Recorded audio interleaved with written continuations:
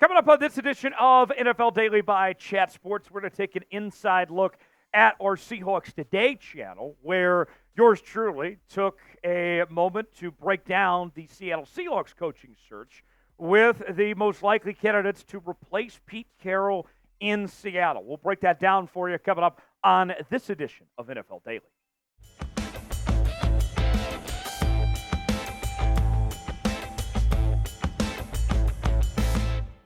Pete Carroll is out, and somebody else will be in. Welcome in to this edition of Seahawks Today by Chat Sports. Tyler Jones here with you. Thanks for joining us as we have a look at the top 10 coaching candidates to be the next head man for your Seattle Seahawks. We'll go through my entire list, give you some insights on the possibilities of who could be the next man to lead the Seahawks organization. We'll go over that in just a matter of moments. Before we do, I want to hear from you, your chance to be the GM and owner here on Seahawks Today.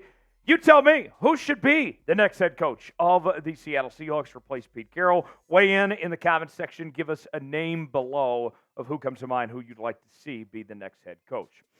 The odds-on favorite is Dan Quinn. According to NFL Network's Ian Rappaport, he is the leader in the clubhouse to get the job, but it is not a done deal until the pen is on the dotted line. And obviously, we've seen things in the past where these situations can fall apart at the 11th hour. At one point, Josh McDaniels was the Indianapolis Colts head coach. Bill Belichick was the New York Jets head coach for a day.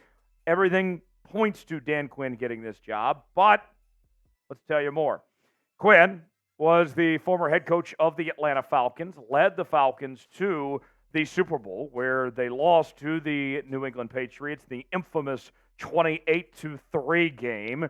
And that's where my concern is with Dan Quinn. He's done a great job with the Dallas Cowboys as their defensive coordinator, did a great job with the Seahawks as their defensive coordinator. But I can't just sit here idly by and ignore what happened at the end of Quinn's tenure in Atlanta. Kyle Shanahan leaves as his offensive coordinator to go to the San Francisco 49ers. He hires Steve Sarkisian, who is now the head coach of the Texas Longhorns, to be his OC. That didn't work out well. And Matt Ryan's play fell off significantly. And a lot of people were wondering, was the success that Dan Quinn had in Atlanta a result of having Kyle Shanahan? Because once Shanahan went out the door, things fell apart here. Now, maybe that just means he needs to hire a really good offensive coordinator, and he can build upon what he did there in Atlanta. But at the same time, it makes me skeptical just because of how things went without one offensive coach on his staff there. So what do you guys think? Should the Seahawks hire Dan Quinn as their next head coach? We mentioned he's the favorite. He's got connections to the organization. They're very familiar with him. What do you think? Y for yes, N for no. Answer our pinned comment today. Let us know if Dan Quinn should be the Seahawks' next head coach or not. Folks, we are all over this coaching search. We're going to be tracking planes and everything, automobiles, trains, everything here on the channel over the next few weeks, however long this coaching search takes. We'll also be doing live shows each and every week, and we'll go live whenever the hiring is announced. We'll bring you our daily news and rumors. This is the channel for you, and I would love to get to our next milestone of 48.5 thousand subscribers. We are less than 350 away from reaching that milestone. Sub it up. Sub for a great Seahawks head coaching hire. That's how that works, right? This is why you subscribe. Join the family now and stay up to date with the coaching search here in Seattle. Number 2 on our list is Jim Harbaugh, the head coach of the Michigan Wolverines.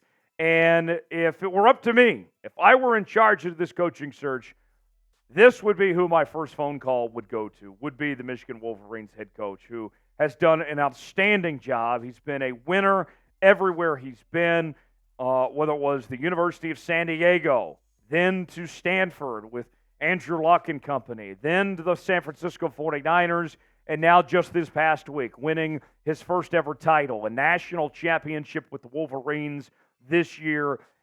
I have been very impressed with Jim Harbaugh every single step of the way, taking the Niners to a Super Bowl.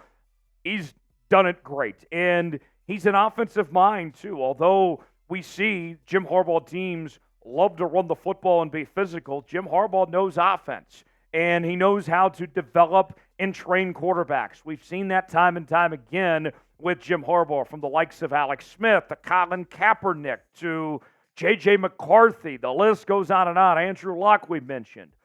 Harbaugh would be the one I would hire. And I know some of you are going to point to, well, he was a Niner guy. He was our division rival and all that. I don't care if he was a Niner guy or not. Those years are so long ago. The bottom line is this. He's been a winner everywhere he's been. Plain and simple. At any level, he knows offense, knows how to develop quarterbacks, comes from a great pedigree. I don't care that he was with San Francisco years ago and that he was a rival. Enemies can become friends. Bring it on. Come bring Jim to town. Number 3 on our list, Mike Vrabel, the former head coach of the Tennessee Titans.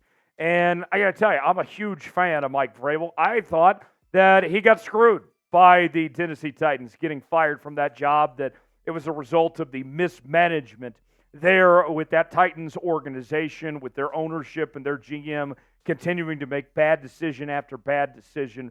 Former coach of the year with the Tennessee Titans, and was a hell of a football player. If you go back to his days with New England, ended up winning 3 Super Bowls, was the DC with the Houston Texans back in 2017. And I think you're looking at Mike Vrabel. Honestly, I believe he is a top 5 coach in this league. And I know some people are going to be like, well, are you sure you want to go with a defensive-minded coach? We just had a defensive-minded coach in Pete Carroll. Do we want to continue to go that route? I look at Mike Vrabel and such a good leader, such a good football mind. He's going to succeed anywhere. And if the Seahawks pass up on him, he's just going to go somewhere else and win. And if we're talking about like the safest hire of some sorts, it might be Mike Vrabel here as far as just a sure thing. I think he's that good, and he's ready to go to compete at that level. If you had to choose between Harbaugh and Vrabel, who would you go with? I would lean towards Jim. I would take Vrabel second. I'd take him over Dan Quinn personally. Who would you go with, Harbaugh or Vrabel between those two? Type J for Jim Harbaugh. Type M for Mike Vrabel. Let us know in the comment section below. Today's show is sponsored by Game Time. Game Time, the place to go for tickets to sporting events, concerts, theater productions, and more. The best seats for the lowest prices guaranteed. You can save $20 off your first purchase when you use the promo code SeahawksChat. And I got to tell you, we're offering some great tickets to Seattle Kraken games. Get Kraken with the Kraken, as it's a great time to head over to Climate Pledge Arena and go see that team play, as we got those tickets on sale now, as well as other events around the Seattle area. Download Game Time, get $20 off. Don't worry about messing with those shady scalpers. Keep it locked in with Game Time and save now. The link is in the comments and description of today's video. And you can also go download Game Time. Terms and conditions do apply. $20 off, promo code SeahawksChat for more. If you're talking about young offensive minds, Ben Johnson is your guy. And I can tell you this much. Ben Johnson, if it's not Seattle, it's going to be one of these other job openings. Ben Johnson will be a head coach in the National Football League this hiring cycle. He's currently with the Detroit Lions and doing an incredible job helping lead that team to their first ever NFC North Division title. The last time the Lions won the division, it was called the NFC Central that they were in. Very young guy, started his NFL coaching career back in 2012 and has risen up the ranks very fast. And the thought is that, hey, if you could develop a guy like Jared Goff and get that offense cranking the way it was, then you must be a pretty good offensive coach. And that's what Ben Johnson is. Everybody points to Sean McVay, trying to find the next Sean McVay. This cycle, the guy that everybody's got their eyes on is Ben Johnson potentially. I think he's ready to be a head coach. I don't know if Seattle's necessarily the right fit, if they want to turn this to a young offensive coach, but if they do, Ben Johnson should be your guy if that's what they're interested in as far as that goes. Another name This one, probably the most familiar with fans in the state of Washington. That is Washington Huskies head coach Kalen DeBoer. Kalen DeBoer has done a phenomenal job with the Huskies, leading them to the college football playoff national title game this year, a win in the Sugar Bowl over the Texas Longhorns that came up just short against Jim Harbaugh's Michigan Huskies team. Before that, he was at Fresno State, did a really good job, and he has won national titles to his name. At the NAIA level at Sioux Falls, he was a three-time national champion head coach. Kalen DeBoer's been great. And with Kalen DeBoer, that brings up the possibility of pairing him up with Michael Penix Jr. We've talked a lot about on this channel the idea of drafting Michael Penix Jr. and bringing him to Seattle. You get a guy that knows him as well as anybody in Kalen DeBoer. That could be an intriguing 1-2 combination.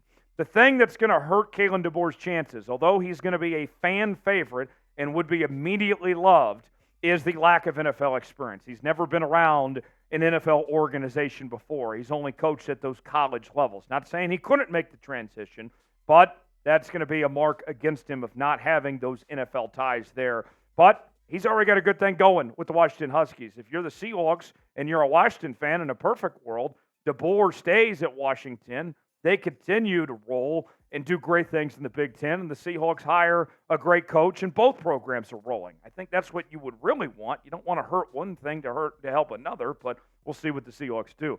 What about Michael Penix? Bring him to the Seattle Seahawks. Should he stay in town? Put your GM hat on. Let us know. Kalen DeBoer, Michael Penix. It sounds interesting. Would you draft Michael Penix? Type D for draft, P for pass. Let us know in the comment section below. Now the next 5 names. These are the long shot candidates for the Seahawks. Let's start in-house. The one name that's going to be considered in-house is Shane Waldren, the Seahawks offensive coordinator. Now, in a perfect world, Shane Waldren, in my eyes, would not be back as let alone head coach, but not even offensive coordinator. I thought this offense underachieved with all the weapons this offense had, from the likes of DK to Tyler Lockett, Kenneth Walker, Zach Charbonnet, Geno Smith, Noah Fant, JSN, Jake Bobo, list goes on and on and on, right? And they didn't have much to show for it this year. Shane Waldron has been with the organization since 2021, and a guy that we saw with Los Angeles, part of their passing game coordinator, 2-time Super Bowl champion as an assistant coach.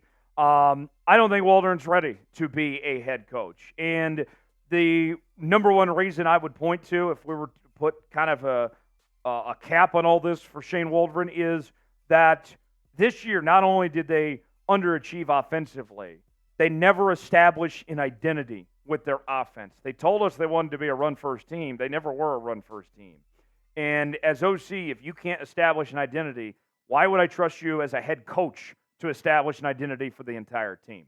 Eric Bieniemy, the Washington Commanders offensive coordinator.